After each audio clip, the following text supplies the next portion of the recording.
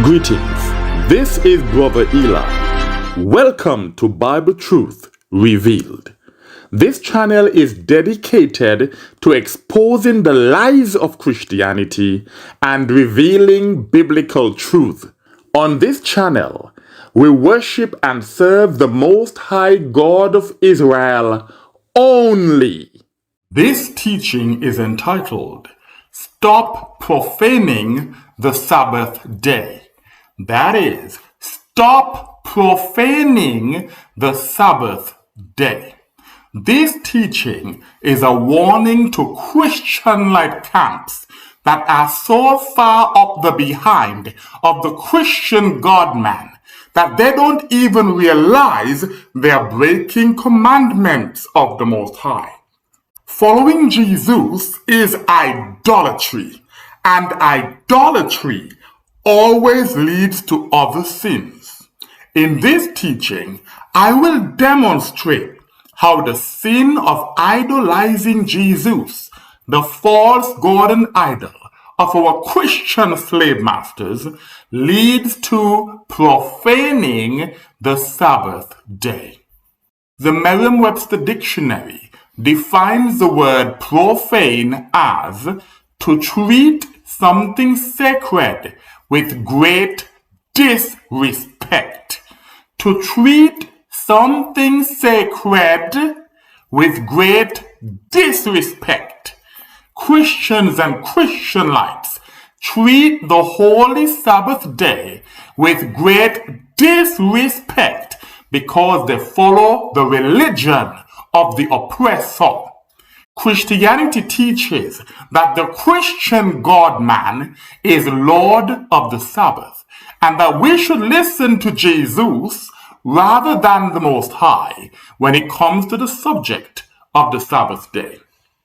Let's consider an example of how our wicked forefathers consented to the religion of the oppressor and profaned the Sabbath day while they were in Greek captivity.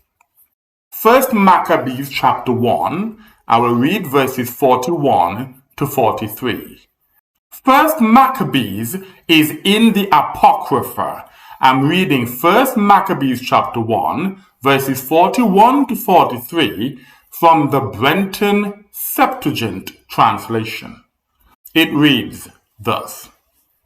Moreover, King Antiochus wrote to his whole kingdom that all should be one people, and everyone should leave his laws. So all the heathen agreed according to the commandment of the king. Yea, many also of the Israelites consented to his religion. Many also of the Israelites consented to his religion, and sacrificed unto idols, and profaned the Sabbath. When Israelites consent to the religion of the oppressor, they always end up treating the Sabbath day with great disrespect. This is why the verse says they consented to his religion and profaned the Sabbath. Let's look at Colossians chapter 2, verses 16 to 17 in the King James Version of the oppressor's New Testament. That's Colossians chapter 2, verses 16 to 17. It says, Let no man therefore judge you in meat or in drink, or in respect of an holy day, or of the new moon, or of the Sabbath days. Let no man judge you of the Sabbath days, which are a shadow of things to come, but the body is of Christ. Based on nonsensical statements such as this, many Christians and Christianlites insist that we can do whatever we please on the Sabbath day. For a thorough refutation of this blatant lie, please listen to my teaching entitled, Can We Keep the Sabbath Today? That is, Can we keep the Sabbath today? Some Christians and Christianlites say that we must keep the Sabbath day the same way that JeZeus kept it. The only problem is that JeZeus is a fictional character that was invented to lead the children of Israel into idolatry. This means that those who think they are following JeZeus are simply being deceived. For a thorough treatment of this subject, please listen to my teaching entitled, JeZeus Never Existed. That is, JeZeus never existed. And for those Israelites who adamantly refuse to let go of the useless idol that was whipped into our forefathers by their Christian slave masters, this teaching will carefully examine Matthew chapter 12 to systematically demonstrate that following the JeZeus idol leads to other sins such as profaning the Sabbath day. Matthew chapter 12 verses 1 to 2. I'm reading Matthew chapter 12 verses 1 to 2 in the King James Version of the Christian Bible. It says, "At that time JeZeus went on the Sabbath day through the corn, and his disciples were an hungered, and began to pluck the ears of corn, and to eat. But when the Pharisees saw it, they said unto him, Behold, thy disciples do that which is not lawful to do upon the Sabbath day." Again, thy disciples do that which is not lawful to do upon the Sabbath day. The first question is, why were these Christians plucking corn on the Sabbath day? Why didn't they prepare food the day before the Sabbath so they wouldn't have to pluck corn on the Sabbath day? The answer is because they couldn't care less about keeping the Sabbath day holy. Now bear in mind, this is all fiction. It was written by the children of Lucifer, also known as the so-called white man, to cause the children of Israel to disregard the commandments of the Most High. This is why they had JeZeus and his Christian groupies plucking the ears of corn on the Sabbath day. And they've told us explicitly the disciples did that which was not lawful to do upon the Sabbath day. Hunger is not an excuse for doing that which is not lawful to do upon the Sabbath day. If these Christians had prepared their food the day before, they wouldn't have needed to profane the Sabbath day by plucking corn on that holy day. The JeZeus fan club likes to quote Deuteronomy chapter 23 verse 25 to show that it is not a sin to pluck someone else's corn. Nevertheless, there is nothing in the passage that says it is okay to do so on the Sabbath day.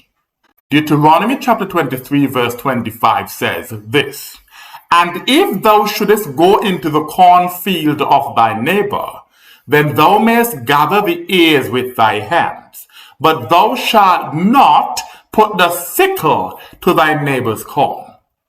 This verse does not say that it is lawful to pluck corn on the Sabbath day.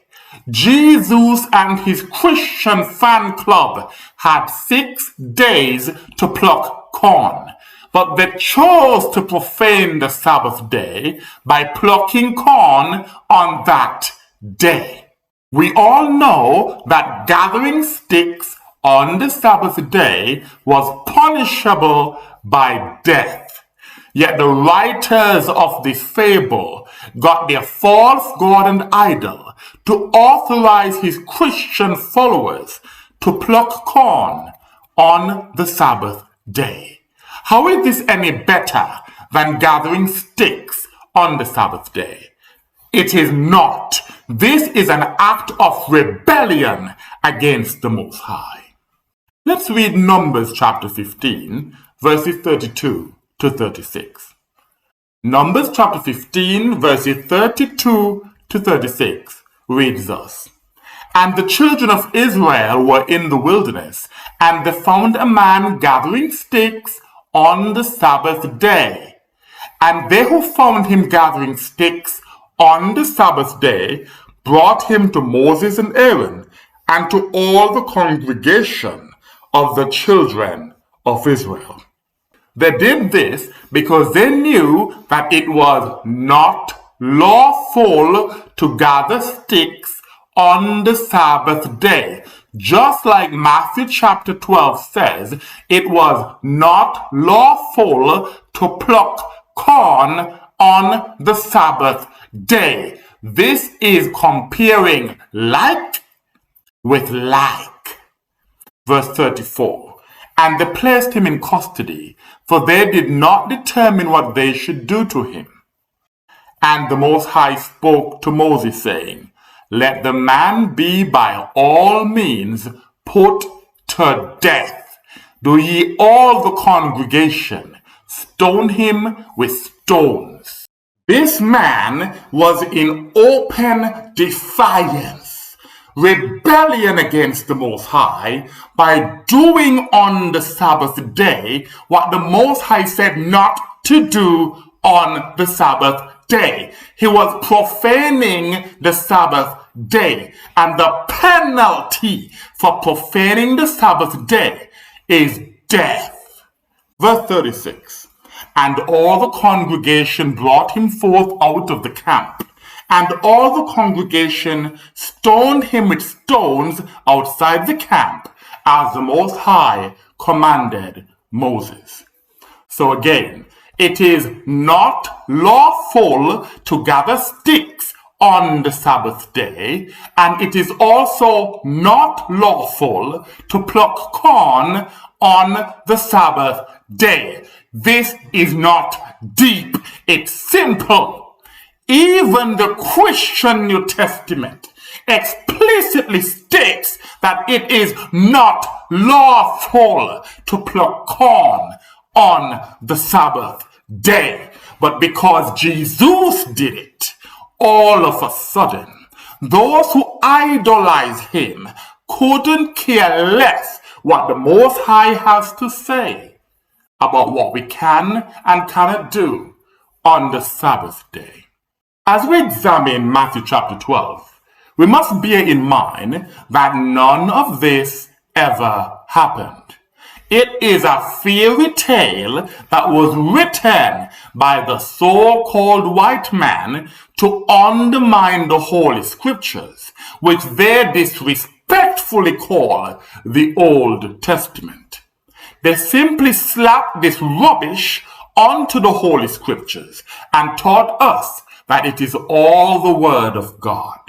That couldn't be further from the truth.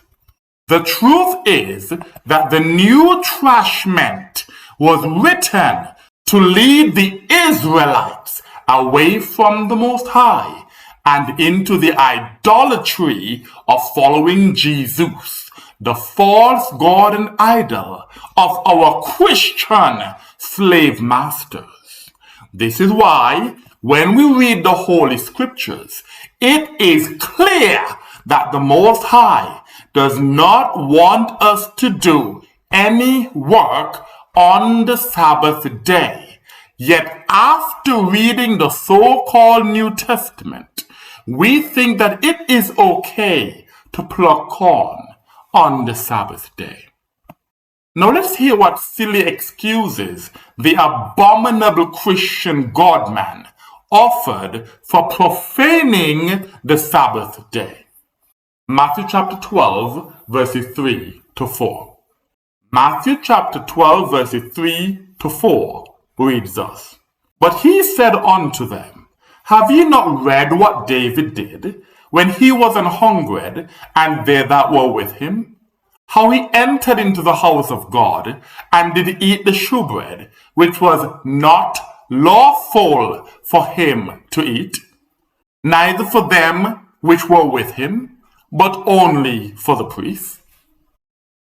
The children of Lucifer are compulsive liars.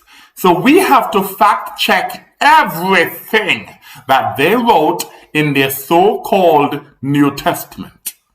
Firstly, David was never condemned in the Holy Scriptures for eating the shewbread, not even once. This is because the Most High had no problem with David eating the shewbread. If the children of Lucifer were being honest, they would have had their idol compare the plucking of corn on the Sabbath day to the gathering of sticks on the Sabbath day. Both are examples of profaning the Sabbath day. These have nothing to do with David eating shewbread. We must compare like with like. We cannot compare apples with oranges. Secondly, pay attention to the fact that instead of answering the question directly and explaining why his Christian followers were plucking corn on the Sabbath day, this devil tried to throw David under the bus. This is another sign that the Christian God-man was not sent by the Most High. This is the work of Lucifer. Now let's turn to the Holy Scriptures so we can understand what really happened with David and the shewbread. 1 Kings chapter 21 in the Septuagint is 1 Samuel chapter 21 in the KJV. I will read 1 Kings chapter 21 verses 1 to 5 in the Septuagint. It says, And David arose and departed, and Jonathan went into the city, and David comes to number to Abimelech the priest. And Abimelech was amazed at meeting him, and said to him, Why art thou alone, and nobody with thee? And David said to the priest, The king gave me a command today, and said to me, Let no one know the matter on which I sent thee, and concerning which I have charged thee. And I have charged my servants to be in the place that is called the faithfulness of the Most High. And now, if there are under thy hand 5 loaves, give into my hand what is ready. Verse 5. And the priest answered David and said, There are no common loaves under my hand, for I have none but holy loaves. If the young men have been kept at least from women, then they shall eat them. Again, if the young men have been kept at least from women, then they shall eat them. This priest, who knew the law extremely well, told David that the men could eat the shewbread provided they had been kept from women, meaning they had not recently slept with a woman. This was the only stipulation. Nowhere in the Holy Scriptures was this priest accused of displeasing the Most High by adding to the law. This means he was within his right to give the men the shewbread provided they had been kept from women. At this point, the JeZeus fan club would point us to Leviticus chapter 24, where it says that the shewbread was for the priests or sons of Aaron. So let's look at Leviticus chapter 24, verse 5 and verse 9. Leviticus chapter 24, verse 5 and verse 9. And ye shall take fine flour, and make of it 12 loaves. Each loaf shall be of 2/10 parts. Verse 9. And they shall be for Aaron and his sons, and they shall eat them in the holy place. For this is their most holy portion of the offerings made to the Most High, a perpetual statute.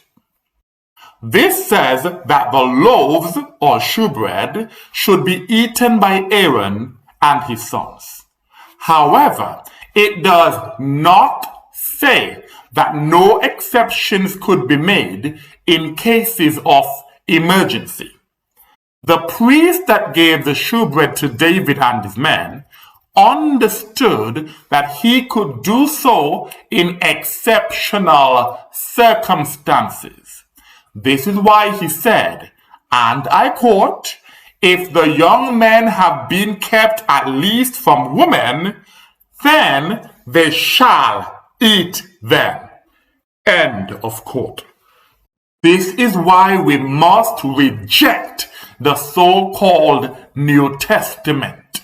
It is packed with lies. It was written to cause confusion and to lead the children of Israel astray from the Most High and into idolatry by following JeZeus, the false god and idol of our Christian slave masters.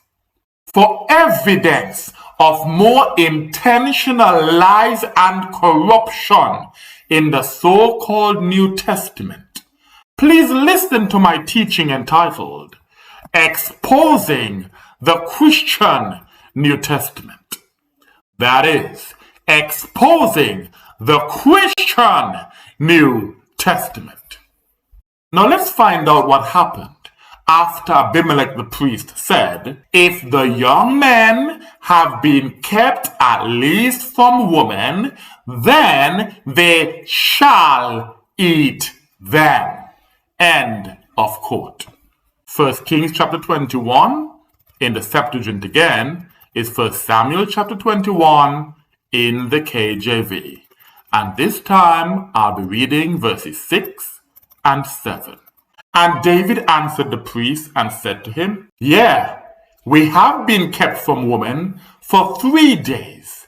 When I came forth for the journey, all the young men were purified."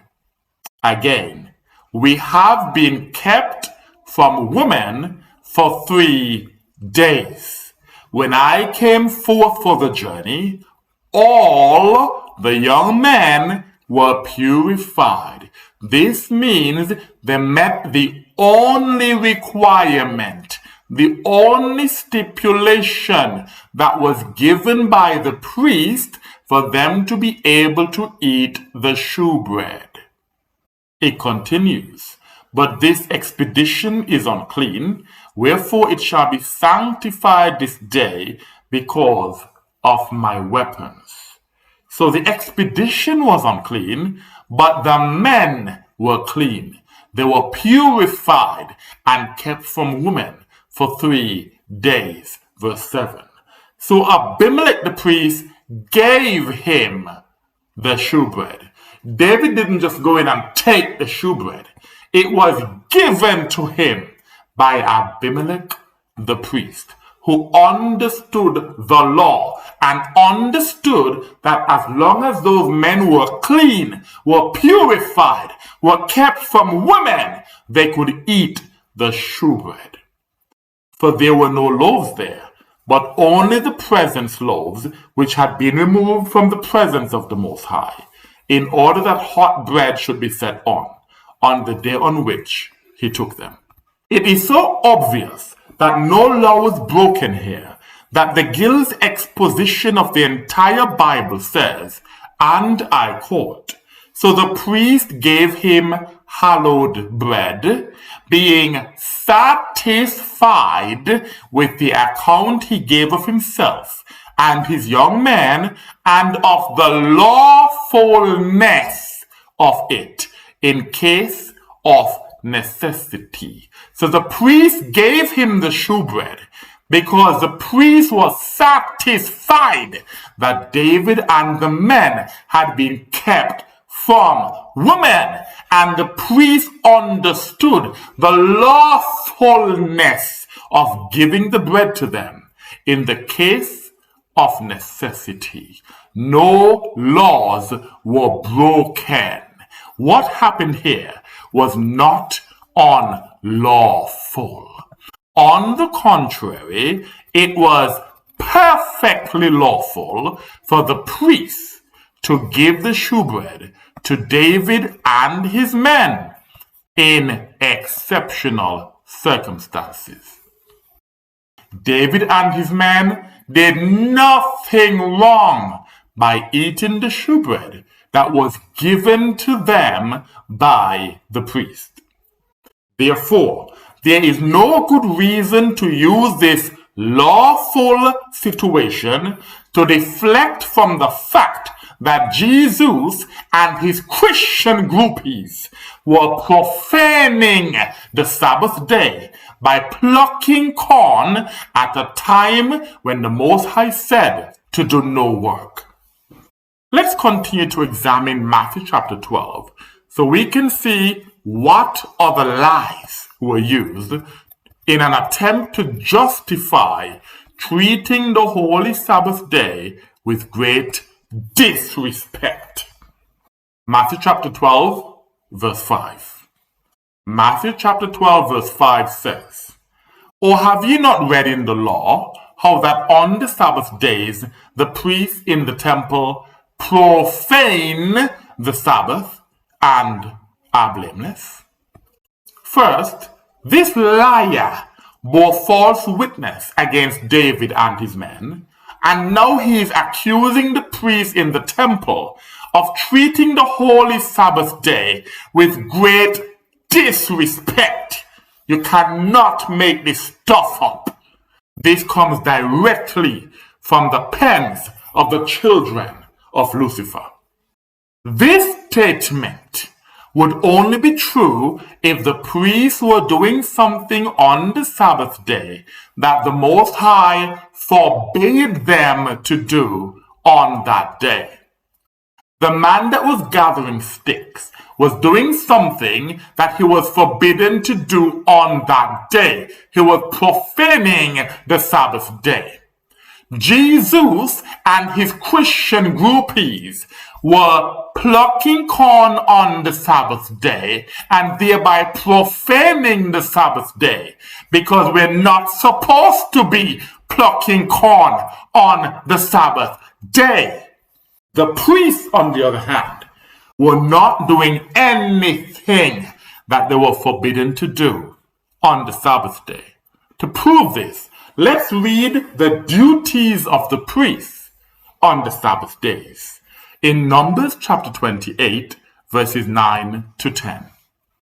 Numbers chapter 28, verses 9 to 10 reads thus: "And on the Sabbath day ye shall offer 2 lambs of a year old without blemish, and 2/10 deals of fine flour mingled with oil for meat offering and a drink offering. It is a whole burnt offering of the Sabbaths on the Sabbath days, besides the continued whole burnt offering and its drink offering." The priests were required and commanded to offer a whole burnt offering on the Sabbath day.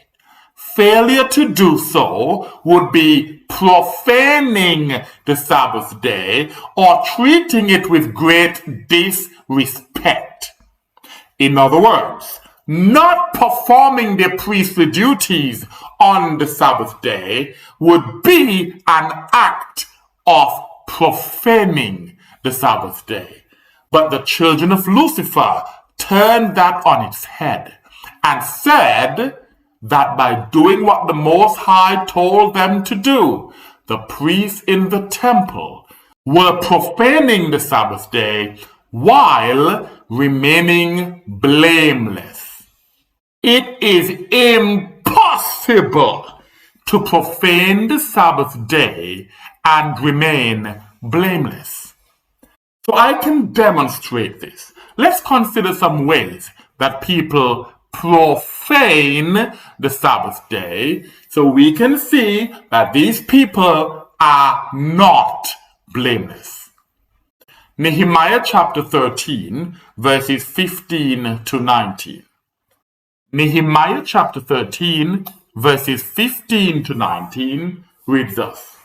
In those days I saw in Judah men treading wine presses on the Sabbath, that's work, and carrying sheaves and loading asses with both wine and grapes and figs and every kind of burden, that's work, and bringing them into Jerusalem on the Sabbath day. We're not supposed to be buying and selling on the Sabbath day. We're not supposed to be working on the Sabbath day.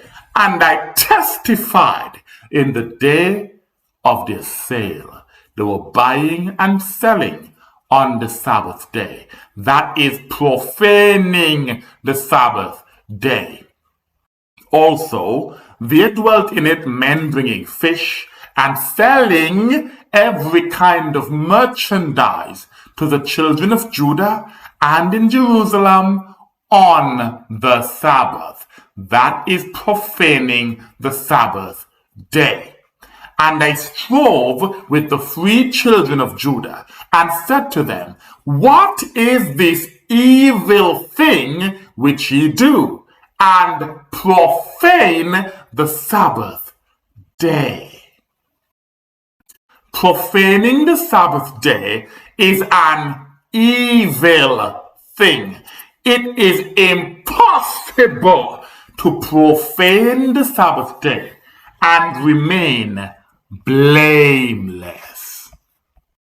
To be perfectly clear, the priests in the temple were not profaning the Sabbath day by doing what the Most High commanded them to do on that holy day. This means that the Christian God-man bore false witness against the priests of the Most High, piling sin upon sin. Verse 18. Did not your fathers thus, and the Most High brought upon them, and upon us, and upon this city, all these evils? That's punishment for profaning the Sabbath day. And do ye bring additional wrath upon Israel by profaning the Sabbath? Profaning the Sabbath is a serious offense. They want us to believe that the priests profaned the Sabbath day and that David and his men did that which was not lawful, and the Most High extended mercy to them. But no, David and his men did that which was lawful, and the priests did that which was lawful. They did not profane the Sabbath day. Yet because of the Christian New Testament, there are Israelites who continue to profane the Sabbath day while thinking they are blameless. This sin will not go unpunished. Verse 19. And it came to pass, when the gates were set up in Jerusalem before the Sabbath, that I spoke, and they shut the gates. And I gave orders that they should not be opened till after the Sabbath. And I set some of my servants at the gates, that none should bring in burdens on the Sabbath day. None should bring in burdens on the Sabbath day.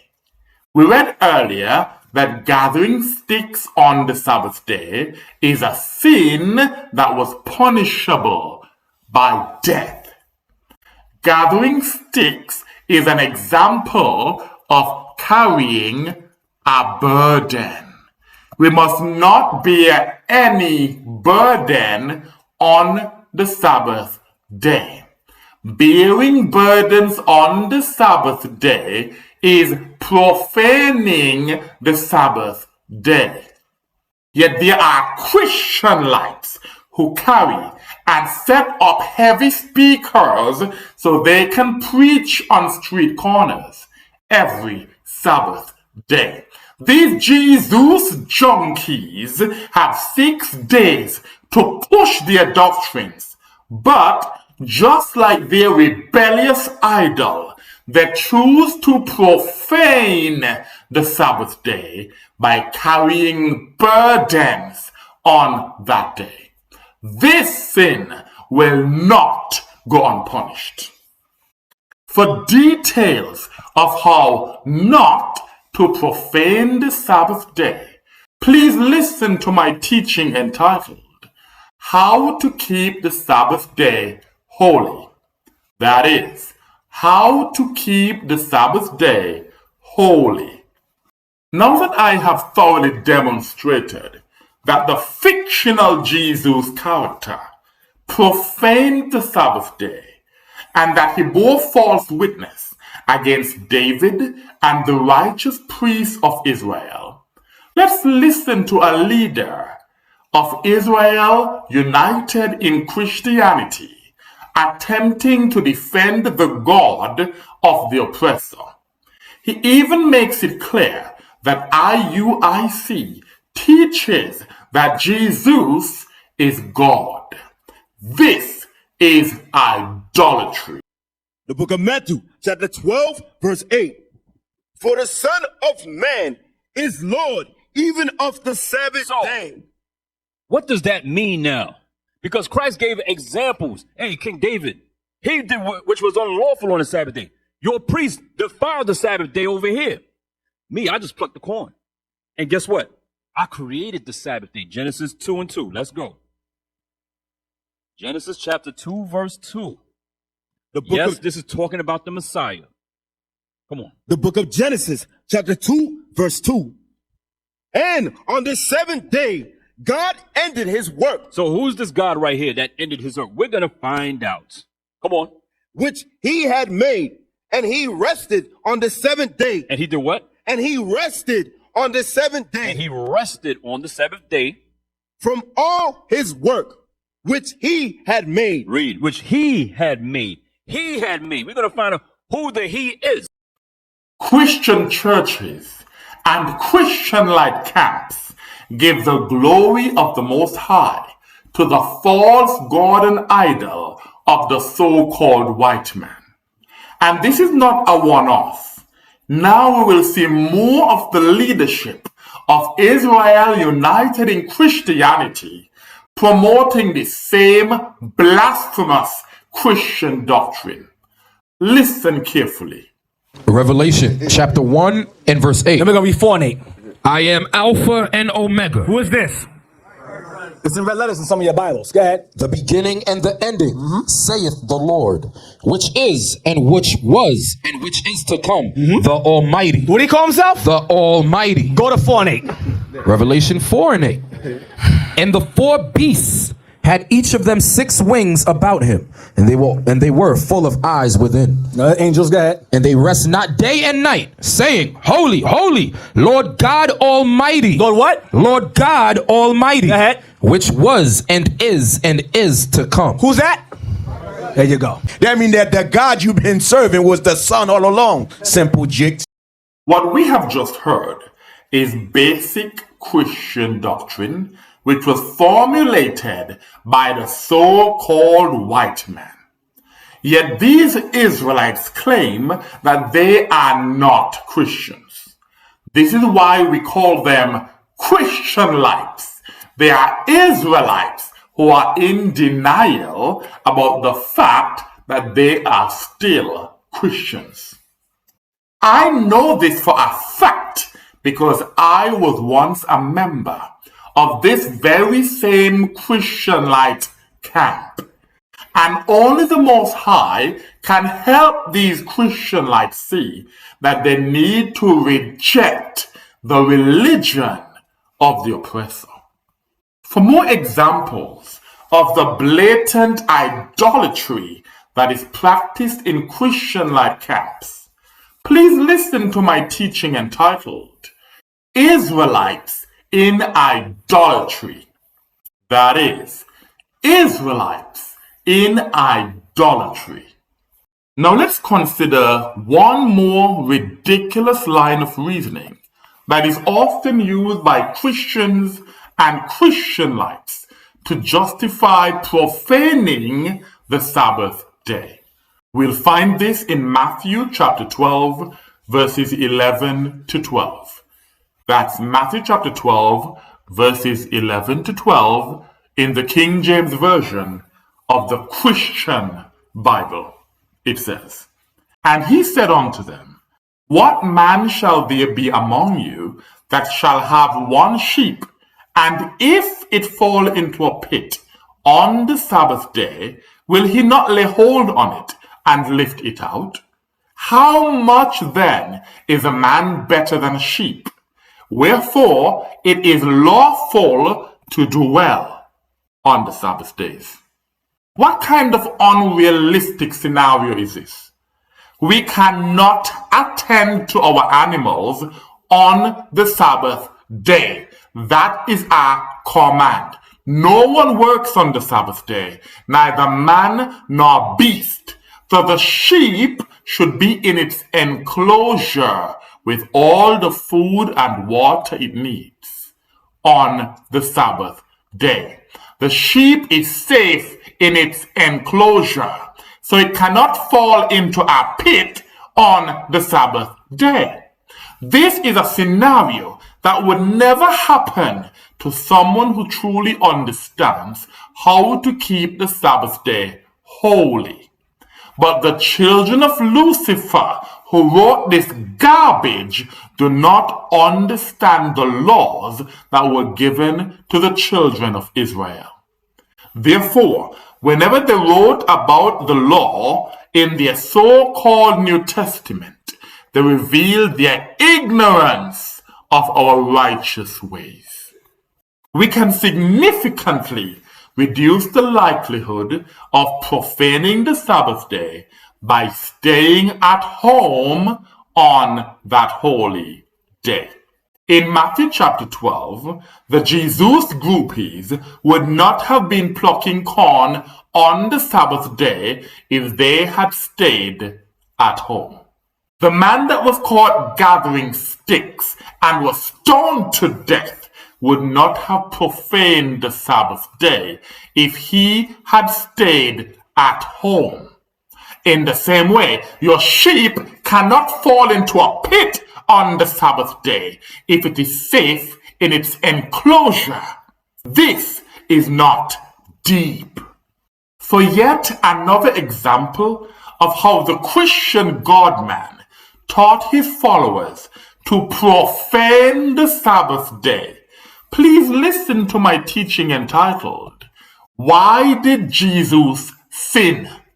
That is, why did JeZeus sin? In conclusion, following JeZeus, the false god and idol of our Christian slave masters, is idolatry. Christians and Christianlites are so bamboozled by the lies and false witnesses of the abominable God-man as written in the so-called New Testament that they knowingly or unknowingly profane the Sabbath day. It is only by returning to the Most High only and keeping His commandments that we will truly remember the Sabbath day and keep it holy. And with that I say, Salam.